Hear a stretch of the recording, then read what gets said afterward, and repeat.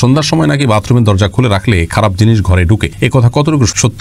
দৃষ্টিশক্তি ও স্মৃতিশক্তি বৃদ্ধির উপায় কি? সালাতে পা ঢাকা কি মেয়েদের জন্য ফরজ? সন্ধ্যাবেলা ঘর ঝাড়ু দিতে হয় না, এ ধারণা কি সঠিক? নামাজের সিজদার সংখ্যা ভুলে গেলে করণীয় কি? বিছানায় সালাত আদায় করা কি জায়েজ হবে? অন্ধকারে নামাজ আদায় করা যাবে কিনা? সিজদার সামনে মোবাইল রেখে নামাজ আদায় করলে কোনো সমস্যা হবে কিনা? জায়নামাজের উপর কাবার ছবি থাকলে এটা কতটুকু সঠিক? উঁচু দাঁত নিচু করা যাবে কিনা? প্রচলিত আছে শনিবার মঙ্গলবার অশুভ, এ কথার কোনো ভিত্তি আছে? মাসিকের সময় কি আজানের জবাব দেওয়া যাবে? মৃত মানুষের নামে কিছু বলা হলে সেটাও কি গীবত হবে? জুমার নামাজের দ্বিতীয় আজান বা একামতের জবাব দিতে হবে কি? রিজবি নীরব আপনি জানতে চেয়েছেন অন্ধকারে নামাজ আদায় করা যাবে কিনা? অন্ধকার নামাজ আদায় করা যাবে, তবে আলো থাকতে বিনা কারণে অন্ধকার করে নামাজ আদায় করা উচিত নয়। মিনা পারভিন আপনি জানতে চেয়েছেন মাসিকের সময় কি আজানের জবাব দেওয়া যাবে? উত্তর হলো যাবে, কোনো অসুবিধা নেই। মাসিকের সময় আপনি জিকির আজকার করতে পারেন, দোয়া দুরূদ পড়তে পারেন, আল্লাহর কাছে দোয়া প্রার্থনা করতে পারেন, আজানের জবাব দিতে পারেন, কোনো অসুবিধা নেই। ফারিহা আপনি জানতে চেয়েছেন নামাজের সিজদার সংখ্যা ভুলে গেলে করণীয় কি? যদি রাকাত সিজদার সংখ্যা নিয়ে আপনার ভুল হয় তাহলে সেক্ষেত্রে আপনি বেশিরভাগ যেটা মনে হয় মন যেদিকে বেশি ঝোঁকে, দুইটা না একটা, দুইটার দিকে মন ঝুঁকে বেশি ঝুঁকলে আপনি দুইটা ধরে রাখবেন, শেষে সিজদা সৌ দিয়ে নেবেন। আর যদি একটার দিকে মন বেশি ঝুঁকে তাহলে আরেকটা দিয়ে শেষে সিজদা সৌ দিয়ে নেবেন। আর যদি কোনো দিকে মন না ঝুঁকে তাহলে কমটা ধরে অর্থাৎ একটা ধরে আরেকটা সিজদা দিয়ে লাস্টে সিজদা সাও দিয়ে নেবেন, তাতে নামাজ হয়ে যাবে ইনশাআল্লাহ। এরপরে এমডি তানভীর হায়দার আপনি জানতে চেয়েছেন জুমার নামাজের দ্বিতীয় আজান বা একামতের জবাব দিতে হবে কি? এটা নিয়ে ওলামায়ে মত পার্থক্য আছে। বিশুদ্ধ মত অনুযায়ী নীরবতা অবলম্বন করতে হবে, জবাব দেওয়া আবশ্যক নয় জুমার দ্বিতীয় আজানের। রহিম আখতার জানতে চেয়েছেন প্রচলিত আছে শনিবার মঙ্গলবার অশুভ, এ কথার কোনো ভিত্তি আছে? না বোন, এ কথার কোনো ভিত্তি নাই, এগুলো কুসংস্কার। দিন সবগুলো আল্লাহ তাআলার। নবী সাল্লাল্লাহু আলাইহি ওয়াসাল্লাম বলেছেন, আল্লাহ রাব্বুল আলামিন হাদিসে কুদসিতে বলেছেন, আনাদ-দাহর উকাল্লিবুল লাইলা ওয়ান নাহার লা তাসুব্বুদ দাহার, তোমরা আর সময়কে গালমন্দ করো না, সময়কে খারাপ বলো না, কারণ আমি সময়কে পরিবর্তন করি। অতএব শনি এবং মঙ্গল এগুলো যিনি সৃষ্টি করেছেন, বৃহস্পতি বুধ অন্যান্য দিনগুলো তিনি সৃষ্টি করেছেন। কোনো দিনের মধ্যে কোনো প্রকার আপনার অমঙ্গল নেই। কোনো দিনকে অপয়া মনে করা এটি আমাদের ঈমান বা বিশ্বাসের সাথে সঙ্গতিপূর্ণ নয়। কল্যাণ এবং ক্ষতির একমাত্র মালিক আল্লাহ রাব্বুল আলামিন, কোনো সময়ের মধ্যে কোনো কল্যাণ অকল্যাণ নেই, বিধায় এমনটি বিশ্বাস করলে ঈমানের জন্য ক্ষতিকর হবে। হামসি আলম আপনি জানতেছেন জায়নামাজের উপর কাবার ছবি থাকলে এটা কতটুকু সঠিক? জায়নামাজের উপর কাবার ছবি থাকলে নামাজ হয়ে যাবে, কোনো অসুবিধা নেই, তবে সালাতের মধ্যে কাবার দিকে তাকিয়ে থাকা এটা উচিত নয়। সিজদার জায়গায় তাকিয়ে থাকা উচিত। এবং জায়নামাজে যদি আপনার কাবার ছবি থাকে তাহলে সিজদার জায়গাতে দেখা যায় যে নজর থাকে এবং আপনার কাবার দিকে নজর থাকে এবং ওই দিকে মনোযোগ যায়। আপাত দৃষ্টিতে কাবাকে আপনি সিজদা করছেন কিনা, যদিও এখানে কাবাকে সিজদা করার উদ্দেশ্য কারোরই থাকে না, কিন্তু দৃশ্য তো সেরকম দেখা যায়। আরও নানা কারণে এই ধরনের জায়নামাজ অ্যাভয়েড করতে পারলে ভালো, কিন্তু যদি এগুলোতে নামাজ পড়েন কোনো সমস্যা নেই, নামাজ হয়ে যাবে ইনশাআল্লাহ বিইذনিল্লাহ।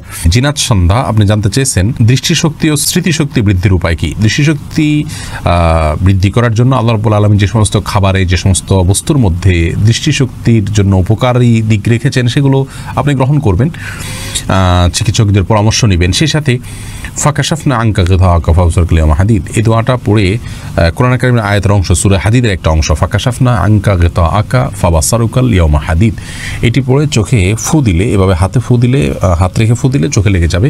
এর মাধ্যমেও চোখে আপনার দৃষ্টিশক্তি যদি কমে যায় আল্লাহ রাব্বুল আলামিন দৃষ্টিশক্তি বাড়িয়ে দেন এবং চোখের রোগ ভালো হয়। এটি আমল হিসাবে আপনি পাশাপাশি করতে পারেন। আর স্মৃতিশক্তি বৃদ্ধি করার জন্য নেক আমল এবং তাকওয়ার চর্চা করতে হবে, পাপের কাজ পরিহার করতে হবে। সেই সাথে এ বিষয়েও সংশ্লিষ্ট বিশেষজ্ঞদের পরামর্শগুলো মেনে আপনি চলতে পারেন। এনার্জেটিক শান্ত আপনি জানতে চেয়েছেন মৃত মানুষের নামে কিছু বলা হলে সেটাও কি গীবত হবে?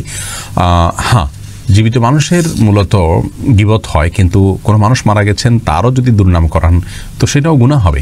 নবী করিম সাল্লাল্লাহু আলাইহি সাল্লাম নিষেধ করেছেন মৃত ব্যক্তির সমালোচনা করতে। তিনি বলেছেন মৃত ব্যক্তি তোমরা সমালোচনা করো না, কারণ তিনি তার কর্মের ফল পর্যন্ত পৌঁছে গেছেন। তিনি যদি ভুল কিছু করে থাকেন তাহলে তার পরিণামের মুখোমুখি তিনি হয়ে গেছেন, আপনি এখন কেন তার সমালোচনা করতে যাবেন?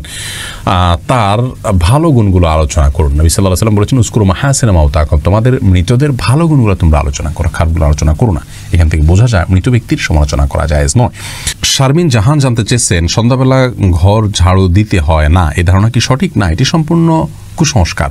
সন্ধ্যাবেলা ঘর ঝাড়ু দেওয়া বা প্লেটের পানি বাহিরে ফেলার সাথে আপনার কোনো ক্ষয়ক্ষতির কোনো সম্পর্ক নেই, কোনো কিছু হবে না। দিনের বেলা যেরকম ঝাড়ু দেওয়া যায়, সন্ধ্যাও দেওয়া যায়, রাতেও দেওয়া যায়, এবং রাতেও প্লেটের পানি চাইলে বাইরে ফেলতে পারে কেউ, কোনো সমস্যা নেই।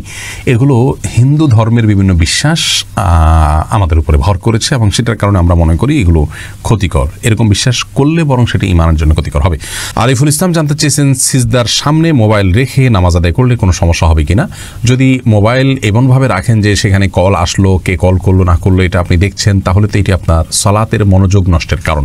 সলাতের যে মূল প্রাণ মনোযোগ সেটাই নষ্ট হয়ে যাবে। আল্লাহ শরণার্থে সলাৎ, সেটি আল্লাহ শরণার্থে হবে না, অন্যদিকে মনোযোগ যাবে।